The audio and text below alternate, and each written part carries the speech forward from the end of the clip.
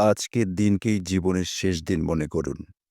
আপনি যখন প্রত্যুষে জেগে উঠবেন, তখন সন্ধ্যাকে প্রত্যক্ষ করার আশা করবেন না। বরং এমনভাবে জীবনযাপন করুন, যেন আজই আপনার শেষ সকাল।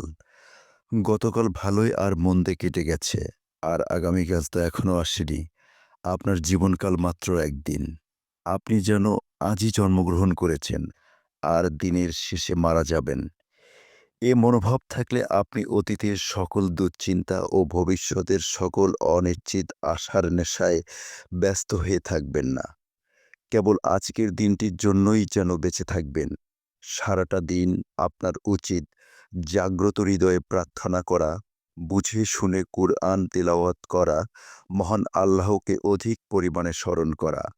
প্রতিটি দিনেই আপনার কাজকর্মে ভারসাম্যতা বজায় রাখা, তাকদীরের প্রতি সন্তুষ্ট থাকা এবং আপনার স্বাস্থ্য ও বাহ্যাকৃতি তথা সাজসজ্জা, রূপচর্চা, বেশভূষা, পরিষ্কার পরিচ্ছন্নতা ও পোশাক পরিচ্ছদ সম্বন্ধে সতর্ক থাকা উচিত।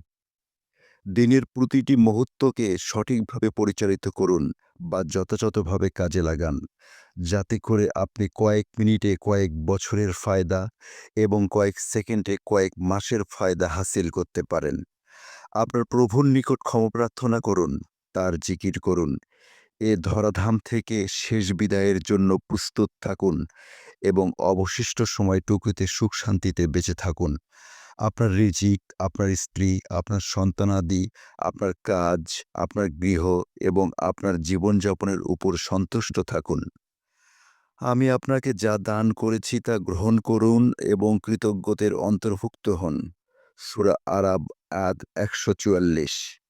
আজকের দিনটি দুঃখ, বেদনা, বিরক্তি, ক্রোধ, হিংসা, বিদ্বেষমুক্ত অবস্থায় কাটান।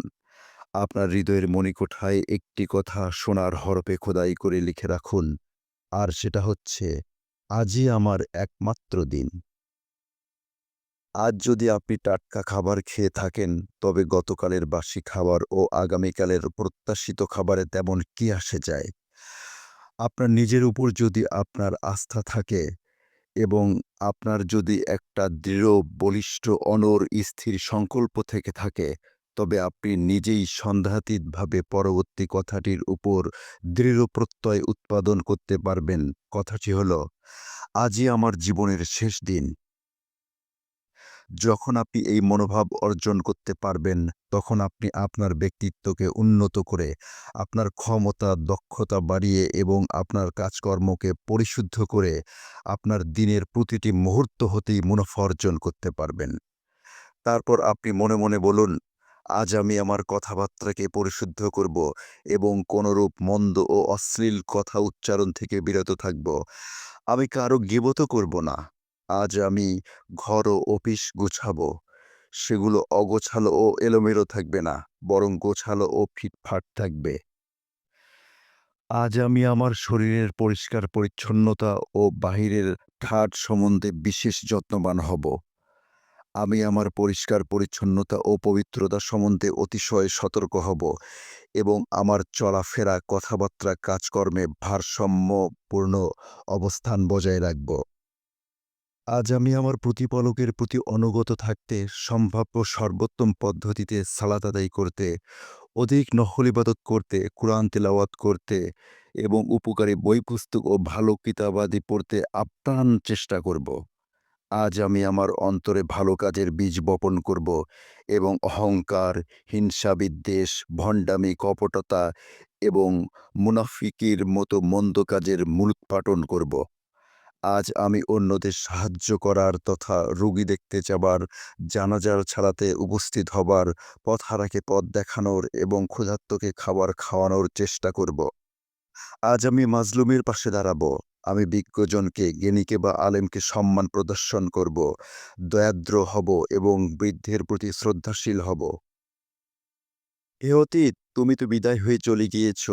আমি তোমাকে নিয়ে কাঁদব না। তোমাকে স্মরণ করলে বা তোমার কথা মনে করলে তুমি তো আর আমাকে দেখতে আসবে না। এমনকি এক মুহূর্তের জন্যও না। কেননা তুমি তো আমাকে ছেড়ে চিরদিনের মতো বিদায় হয়ে চলে গিয়েছ। হে ভবিষ্যৎ, তুমি তো অজ্ঞাত, অজানা ও অদৃশ্য জগতে আছো। সুতরাং আমি তোমার কল্পনায় বিভোর হব না। আমি ভবিষ্যৎ নিয়ে আগেভাগেই মাথা ঘামাবো না, কেননা ভবিষ্যৎ কিছুই না এবং এমনকি তা এখনো সৃষ্টি হয়নি।